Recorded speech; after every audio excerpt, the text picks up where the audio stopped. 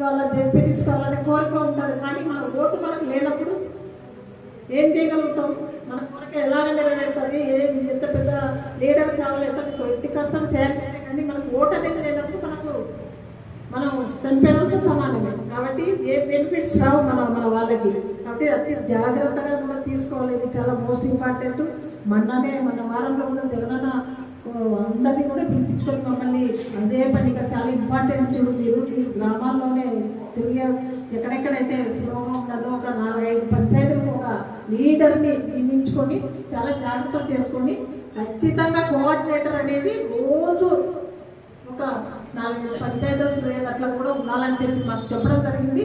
నేను కూడా మీతో పాటుగానే ఒక్క నెల రోజులు 5 మండలాలలో అక్కడక్కడ తిరుగుతూనే ఉంటాను. ఎక్కడ ఒక 5 ఊర్లకు ఒకరు మిమ్మల్ని, మీరందరూ వచ్చినారు కాబట్టి ఈరోజు 5 ఊర్లకు ఒకరిని మీరే నియమించుకోండి.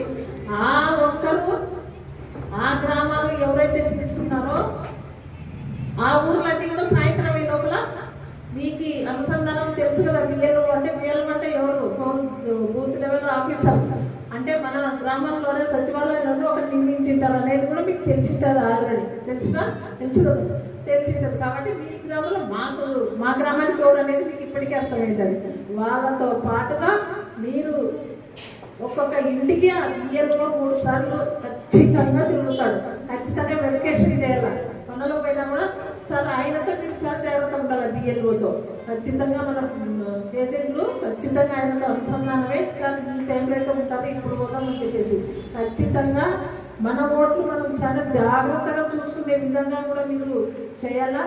ఓటు అనేది లేకపోతే మన ఓట్లు చాలా పగడ్బందీగా వాళ్ళు అధికారంలో ఉన్నారు కూటమి వాళ్ళు, ఖచ్చితంగా వాళ్ళకి ఎవరు ఉపాయాలు వాళ్ళు చేసుకుంటుంటారు. మన ఓట్లు మనము ఎంత ఓటింగ్ రోజు తీసుకుపోయి మనం ఓటు ఉంటే తీసుకుపోయి ఓటు వేయించడానికి అవకాశం ఉంటుంది. మనకు ఓటే అనేది లేనప్పుడు మనం ఏం చేయగలుగుతాం? ఎంత కష్టం చేసినా ఏం లాభం? ఒక్కొక్క ఊర్లో 300-400 ఒక బూత్కు 2-3 తీసినా కూడా, బూత్కి 10-20 తీసినా కూడా ఎంత లాస్ అవుతాం?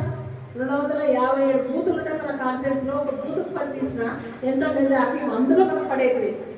ఎంత కష్టం ఉన్నా కూడా ఆ ఓట్లతోనే మనం గెలిచొచ్చు కదా. ఇప్పుడు ఓడిపోయి ఎంత బాధ అనిపిస్తున్నాం. మనం ఓడినామో మిషన్లో ఓడించినాయో మనకైతే తెలియదు, కానీ మనమైతే పరాజయం పొందినాం కదా, మనమైతే ఓడినాం కదా. ఇప్పుడు ఏం చేసుకోగలుగుతున్నాం? దుర్మార్గమైన పాలన చూస్తున్నాం. ఎప్పుడు కూడా ప్రతిపక్షాలలో ఉన్నాం, లేదనేది కాదు, కానీ ఇంత దారుణమైన ప్రతిపక్షంలో ఇప్పుడు చూస్తున్నాం. మనమంతా కూడా ఉన్నాం చాలాసార్లు ప్రతిపక్షంలో, కానీ ఇంత దుర్మార్గంగా అంటే కేసులు అంటే కేసులు ఇంత. కాబట్టి ఇది 22 సంవత్సరాలకు ఒకసారి వస్తుంది సార్ అనేదంట.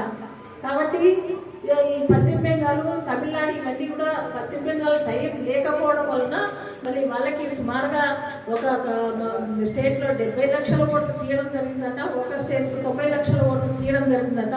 ఎంత తేడా, చిన్న తేడాతోనే వాళ్ళు రాష్ట్రానికి కూడా కొట్టుకున్నారు. అవునా కదా? ఎంత చిన్న తేడాతోనే రాష్ట్రం తీసుకుపోయి వేరే పార్టీ రావడం జరిగింది. కాబట్టి మనకి ఇది టైం ఉంది, మనకి ఇంకా 3 years ఉంది. కాబట్టి అంతకంటే ముందు 3 years అంటే సార్వత్రిక ఎన్నికలు, మనకు అంతకంటే ముందు ఈ లోకల్ బాడీ ఎలక్షన్లు ప్రాధాన్యత తొందరలోనే 3-4 నెలల్లోనే వస్తాయి. కాబట్టి ఖచ్చితంగా ప్రతి ఓటు అవసరము, ప్రతి వాళ్ళకి కూడా బెనిఫిట్స్ వస్తాయి. బాగా చెప్పాలి, గ్రామాల్లో ఒక్కొక్క మనిషి 2 ఫోటోలు వినండి. బిఎల్ఏస్ ఒక్క మనిషికి ఓటు ఎవరైతే ఉందో ఆ ఇంట్లో వాళ్ళకి 2 ఫోటోలు, వాళ్ళకి ఎలాగో ఆధార్ కార్డు, రేషన్ కార్డు ఉంటాయి కదా, ఆ 2 ప్రతి ఒక్కరికి ఉంటుంది ఆ 2.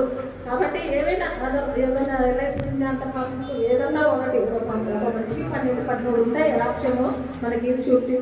కాబట్టి దానిలో 2 ఇంపార్టెంట్ అంటే అందరూ తెలుసు, ఆధార్ కార్డు, రేషన్ కార్డు, ఆ 2 జిరాక్స్, 2 ఫోటోస్ ఖచ్చితంగా మన బిఎల్ఎస్ మన ఓట్లను కొనికుండా న్యూట్రల్స్ ఉన్న వాళ్ళు కానీ ఎక్కడైనా వేరే ఊళ్ళో ఉన్నా కానీ ఖచ్చితంగా వాళ్ళు సబ్మిట్ చేయాలా. చేసే విధంగా ఒక్కొక్క బిఎల్ఏకి రోజుకు ఒక్కొక్కరికి 50 ఇస్తారు. మాకు తెలిసినప్పుడు మాకు చెప్పడం అదే చెప్తున్నారు సారు. ఒక్కొక్క బిఎల్ఏకి 50 ఇస్తారు. ఆ ఇంట్లో 50 ఇండ్లు ఇస్తారు ఒక్కొక్క బిఎల్ఏకి. అట్లా 50 ఇంట్లు అంటే మహా అంటే 500 ఓట్లు. పెద్ద ఊర్లో అయితే ఒక 700-800 ఓట్లు ఉంటాయి. అంటే మహా అంటే రోజు 50 అంటే ఒక 10-15 రోజులకు కంప్లీట్ అవుతుంది. నెల రోజులు అంటే అంత రోజులు కూడా పట్టవు. మీరు కరెక్ట్గా చేసుకుంటే ఒక 10-15 రోజులకి గ్రామంలో నాయకులు ఆ నెల రోజులు కంటికి రెప్పల, అంటే మన పిల్లల్ని పుట్టినప్పుడు ఎలాగ చూసుకుంటామో అంత జాగ్రత్తగా చూసుకోవాలి ఈ నెల రోజులు. లేదా రోజు పెట్టుకునే మీటింగ్లు వేరు, ఇప్పుడు ఇది వేరు. కాబట్టి నేను ఒక్కొక్క మండలంలో పిఎల్ఏని ఇచ్చుకొని నాయకులను ఇచ్చుకొని, ఎందుకంటే కన్ఫ్యూజ్ కాకూడదని చెప్పేసి ఒక్కొక్క మండలంలో ఒక్కరోజు పెట్టుకొని మీకు సబ్మిట్ చేస్తున్నాను. ఖచ్చితంగా దీంట్లో ఏ మాట పొరపాటు అయినా కూడా మన వాళ్ళ ఓట్లు పోయే అవకాశాలు ఎక్కువ ఉన్నాయి. వాళ్ళు ఏదో ఒక కుట్రలు పండుతారు, వాళ్ళ పిఎల్ఏ వస్తాడు, మన పిఎల్ఏ వస్తాడు. కాబట్టి మీరు ఖచ్చితంగా జాగ్రత్తగా ఉండాలి. ఈరోజు ఈ ఊర్లో ఒక ఆయన అన్ని రెసిడెన్సీస్ అంతా ఈ పలానా ఇప్పుడు వెలుగుతులో ఉండాలి, ఎక్కడ పోయి బతుకుతుంటారు అవకాశం ఫుడ్ కోసము. వాళ్ళని తీసుకుపోయి వీళ్ళు లేరు ఊర్లోని అవతల ప్రతిపక్ష అధికారంలో ఉన్న వాళ్ళు దబాయిస్తారు మన పిఎల్ఏ లేరు అని చెప్పేసి పిఎల్ఓతో అంటారు. సార్ వాళ్ళు ఉన్నాయి, వాళ్ళ సర్టిఫికేట్ ఇవ్వో, వాళ్ళ రెసిడెన్సీ సర్టిఫికేట్ ఇవ్వో అని చెప్పేసి చూపించకోకుండా మనం మెత్తగా ఉండి ఏదో చేసినారనుకో, మీరు మెత్తగా ఉండేటోళ్ళు పిఎల్ఏస్ ఉంటే మన ఊరు గ్రామ నాయకులు ఎంట పెట్టుకోండి. గ్రామ నాయకులు కూడా పిఎల్ఏ అంటే ఖచ్చితంగా ఉండాలి. ఖచ్చితంగా మన పైన మన కళ్ళు పెట్టుకొని ఖచ్చితంగా ఇదైతే కంటికి రెప్పలా కాపాడుకోవాలి. ఇన్ని రోజులు 3 ఏళ్ళు కష్టపడే కంటే ఒక్క నెల మన ఓటు మనకి మన సానుభూతి పనుల ఓట్లు మనకు ఉంటే చాలు.